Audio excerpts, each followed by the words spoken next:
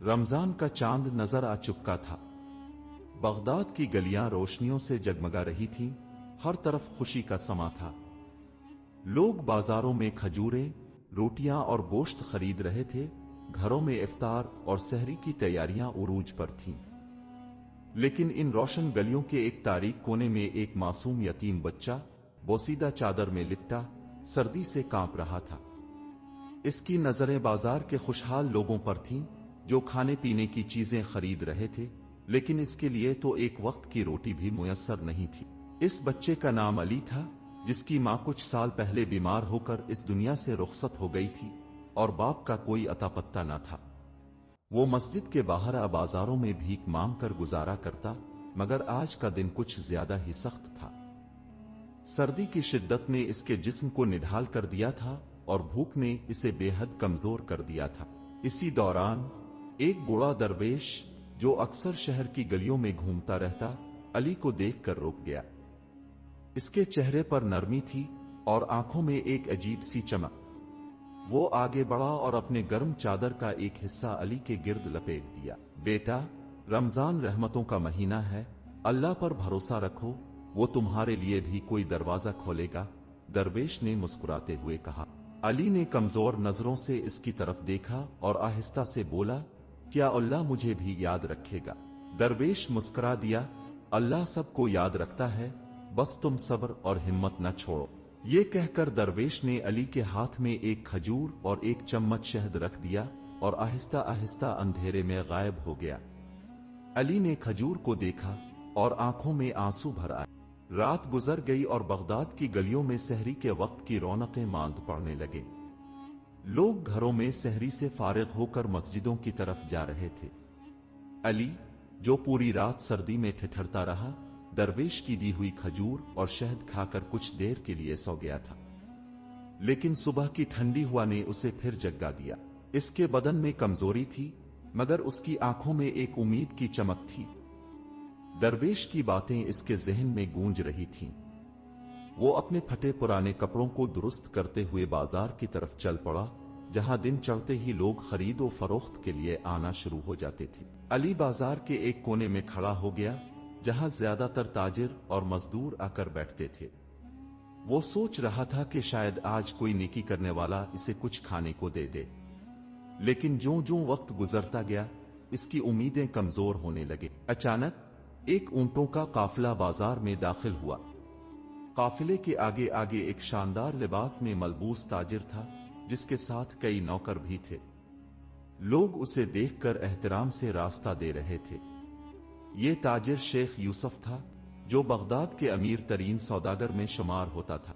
شیخ یوسف قافلے سے نیچے اترا اور دکانداروں سے سامان خریدنے میں مصروف ہو گیا۔ علی خاموشی سے اس پورے منظر کو دیکھ رہا تھا کہ اچانک قافلے کے اونٹوں میں سے ایک اونٹ بدک کر بھاگ نکلا۔ اونٹ کے پیچھے بھاگنے والے نوکروں میں سے کوئی بھی اسے روک نہیں پا رہا تھا۔ یہ منظر دیکھ کر علی فوراً حرکت میں آیا۔ وہ ننگے پاؤں اپنی پوری طاقت لگا کر بھاگتے ہوئے اونٹ کے قریب پہنچا اور مہارت سے اس کی لگام پکڑ لی۔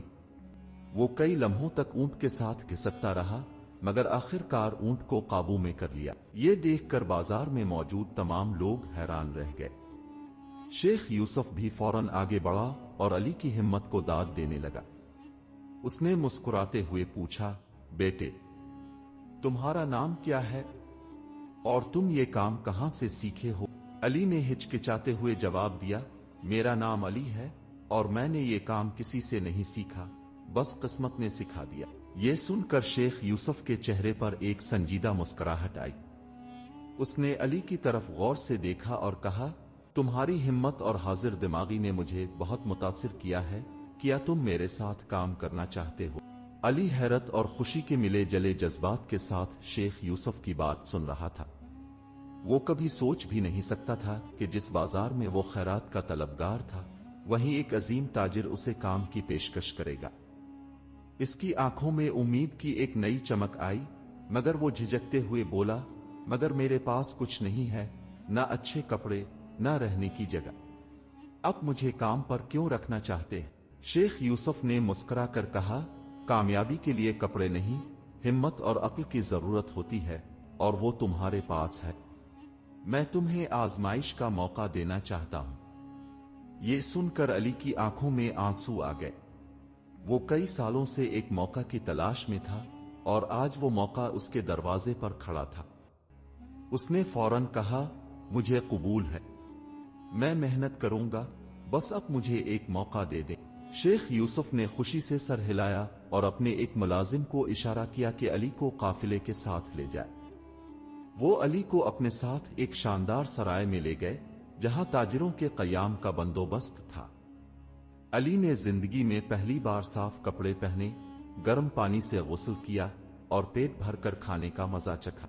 कुछ दिन बाद शेख यूसुफ ने इसे अपने तिजारती काफिले के इंतजामात सीखने के लिए मुकर्रर कर दिया। अली ने जल्द ही समझदारी और ईमानदारी से काम करना शुरू कर दिया। वो हर चीज को गौर से देखता, हर हिसाब को समझने की कोशिश करता और हर मौके पर अपनी जहानत का सबूत देता।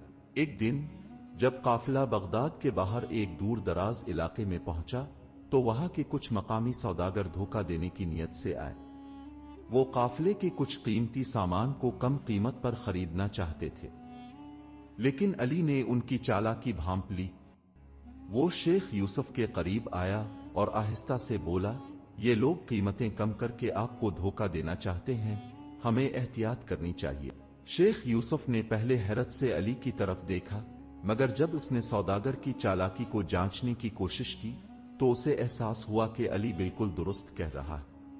वो मुस्कुराया और बोला, बेटे, तुमने आज मुझे एक बड़े नुकसान से बचा लिया। ये पहला मौका था जब अली ने अपनी जहानत से एक बड़े ताजिर को हैरान कर दिया था। रमजान के बाबरकत दिनों में अली की जिंदगी ने एक नया मोड़ लिया था। वो जो कभी बगदाद की सुनसान गलियों में भीख मांगता फिरता था, अब एक बड़े तिजारती काफिले के साथ चल रहा था। शेख यूसुफ ने न सिर्फ उसे काम दिया था बल्कि इसकी रहाइश और खाने पीने का भी ख्याल रखा था। अली के लिए यह सब एक ख्वाब जैसा था। वो दिन रात मेहनत करता, हर काम को दिल लगाकर सीखने की कोशिश करता और सबसे ज्यादा ईमानदारी को अपना उसूल बनाता। चंद महीने बाद शेख यूसुफ ने अली को काफिले की एक छोटी सी जिम्मेदारी सौंपी। इसे काफिले के कुछ ऊंटों की देखभाल और माल की हिफाजत का काम दिया गया। ये एक मामूली जिम्मेदारी लगती थी, मगर अली ने इसे बहुत संजीदगी से लिया। वो हर ऊंट की हालत पर नजर रखता, सामान को बार बार चेक करता और काफिले के हर फर्द के साथ इज्जत व एहतराम से पेश आता। एक रात जब काफिला एक वीरान इलाके में रुका हुआ था, अली को एक अजीब सी बेचैनी महसूस हुई। चांद की मध्यम रोशनी में उसने देखा कि कुछ साए आहिस्ता आहिस्ता काफिले के करीब आ रहे। वो फौरन चौकनुआ हो गया और दबे कदमों शेख यूसुफ के खेमे की तरफ बढ़ा।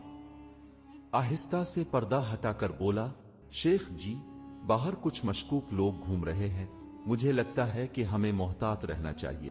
शेख यूसुफ नींद से जागे, पहले तो हैरान हुए मगर अली की संजीदगी देखकर फौरन चौकीदारों को बुलाया। कुछ ही लम्हों में पूरा काफिला खबरदार हो चुका था। जैसे ही हमला आवरों ने काफिले पर धावा बोलने की कोशिश की, मुहाफिज पहले से तैयार खड़े थे। डाकुओं को अंदाजा नहीं था कि काफिले वाले पहले से तैयार होंगे। वो जल्द ही शिकस्त खाकर भाग गए। शेख यूसुफ अली की हाजिर दिमागी और बहादुरी से बेहद मुतासिर हुए। अगले दिन सुबह उन्होंने अली को अपने पास बुलाया और कहा, बेटे, तुम्हारी होशियारी ने हमें एक बड़े नुकसान से बचा लिया। अब वक्त आ गया है कि तुम्हें एक बड़ी जिम्मेदारी दी जाए। अली ने अदब से सर झुका लिया, ये सब आपकी मेहरबानी है, मैं तो बस अपना फर्ज अदा कर रहा था। शेख यूसुफ मुस्कुरा दिए, मगर अली को अंदाजा नहीं था कि उसकी ईमानदारी और मेहनत उसे कहां ले जाने वाली है। चंद ही दिन बाद काफिला बगदाद वापस पहुंचा। अली के लिए यह शहर अब वैसा नहीं था जैसा पहले था। पहले वो यहाँ एक यतीम और बेसहारा बच्चा था, मगर अब वो एक समझदार और बाएतिमाद नौजवान बन चुका था जिसने ईमानदारी और मेहनत से अपनी जगह बनाई थी। शेख यूसुफ ने अली को अपने साथ अपने बड़े तिजारती मरकज में काम करने की दावत दी। अली के लिए ये किसी ख्वाब से कम नहीं था। वो अब काफिले के साथ लंबे सफर पर नहीं जाता था, बल्कि बगदाद के बाजार में माल की खरीद और फरोख्त और हिसाब किताब संभालता था। इसकी ईमानदारी, तेज फहमी और मेहनत की बदौलत शेख यूसुफ का कारोबार मजीद तरक्की करने लगा। एक दिन बाजार में एक मुअज़्ज़ज़ ताजिर आया जो दूर दराज मुल्क से आया था। वो किसी काबिल और ईमानदार शख्स की तलाश में था जो उसका कारोबार बगदाद में संभाल सके। उसने बाजार में शेख यूसुफ के नाम और उनके नौजवान मुआविन अली के बारे में सुन रखा था। ताजिर ने अली का इम्तिहान लेने का फैसला किया। वो शेख यूसुफ की दुकान पर आया और कहा, मुझे एक ऐसा आदमी चाहिए जो न सिर्फ हिसाब किताब में माहिर हो बल्कि दियानतदार भी हो। क्या तुम्हारे पास कोई ऐसा शख्स है? शेख यूसुफ मुस्कुरा कर बोले, मेरे पास एक हीरा है, तुम उसे आजमा सकते हो। ताजिर ने अली को कई मुश्किल हिसाबी सवाल दिए, मुख्तलिफ सौदे करने को कहा और उसकी मामला फहमी को जांचने की कोशिश की। अली ने हर चीज निहायत समझदारी और ईमानदारी से मुकम्मल की। ताजिर बेहद मुतासिर हुआ और कहा, अली, मैं तुम्हें अपने साथ काम करने की पेशकश करता हूं, लेकिन इसके लिए तुम्हें बगदाद छोड़कर मेरे मुल्क जाना होगा। अली सोच में पड़ गया। एक तरफ वो शहर जिसमें उसने इतना कुछ सीखा, दूसरी तरफ एक नया मौका, एक नई दुनिया। शेख यूसुफ ने इसके कंधे पर हाथ रखा और कहा, बेटे, जिंदगी मौकाओं का नाम है और मैं जानता हूं कि तुम जहां भी जाओगे अपनी ईमानदारी और मेहनत से कामयाबी हासिल करोगे। अली ने चंद लम्हे सोचा, फिर सर झुकाकर कहा, अगर मेरा शेख कह रहा है कि मैं इस काबिल हूं तो मैं जाने के लिए तैयार हूं। ये फैसला अली की जिंदगी का सबसे बड़ा मोड़ साबित होने वाला था। चंद दिन बाद अली ने बगदाद को खैरबाद कहा और इस अजनबी ताजिर के साथ एक नए सफर पर निकल पड़ा। काफिला तवील रास्तों, सहराओं और दुश्वार गुजार पहाड़ों से गुजरता रहा। अली के दिल में अजीब सी बेचैनी थी।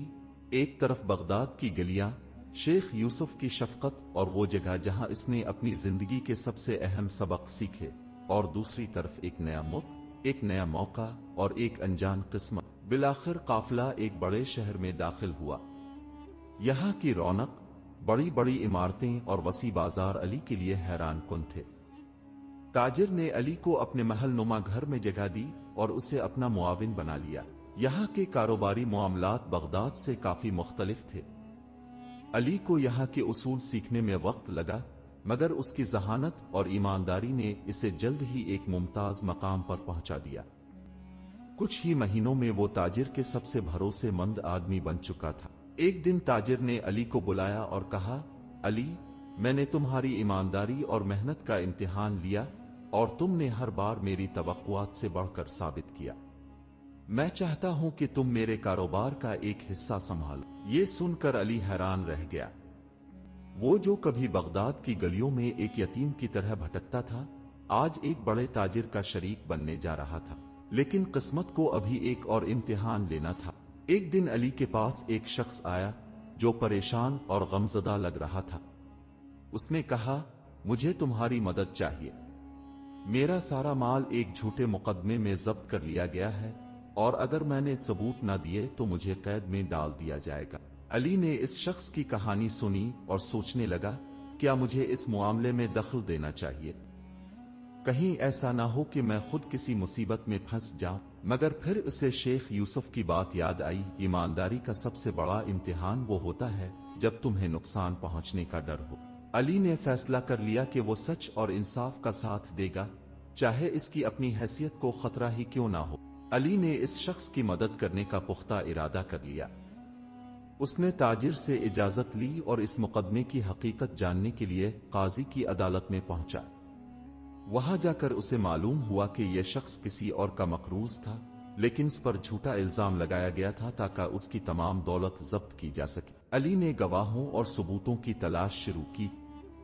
इसे एक पुराने कातिब से मालूम हुआ कि मुकदमे में जो दस्तावेजात पेश की गई हैं वो जाली लगती है।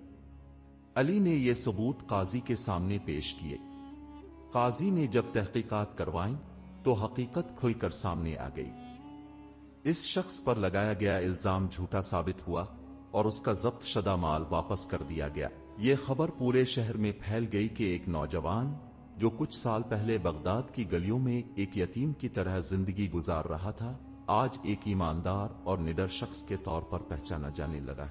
यही नहीं, تاجر نے علی کی ذہانت اور دیانتداری سے اتنا متاثر ہو کر اسے اپنی بیٹی کا رشتہ دے دیا۔ علی، جو کبھی بغداد کی ٹھنڈی راتوں میں بھوک اور غربت سے کانپتا تھا، آج عزت، کامیابی اور خوشیوں سے بھری زندگی گزار رہا تھا۔ مگر اس نے اپنی کامیابی کو کبھی اپنے تک محدود نہیں رکھا۔ اس نے اپنی دولت کا ایک حصہ بغداد کے یتیم بچوں کے لیے وقف کر دیا، تاکہ کوئی اور بچہ وہ تکلیف نہ اٹھائے جو اس نے اٹھائی تھی۔ یہی قدرت کا قانون ہے، اندھی تقدیر اگر نیک نیتی اور صبر سے آزمائی جائے تو روشن قسمت میں بدل جاتی ہے۔ اگر آپ کو یہ کہانی پسند آئی ہو تو براہ کرم ہمارے چینل کو لائک، شیئر اور سبسکرائب کرنا نہ بھولیں۔ آپ کی سپورٹ ہمیں مزید دلچسپ اور معنی خیز کہانیاں لانے میں مدد دے گی۔ شکریہ۔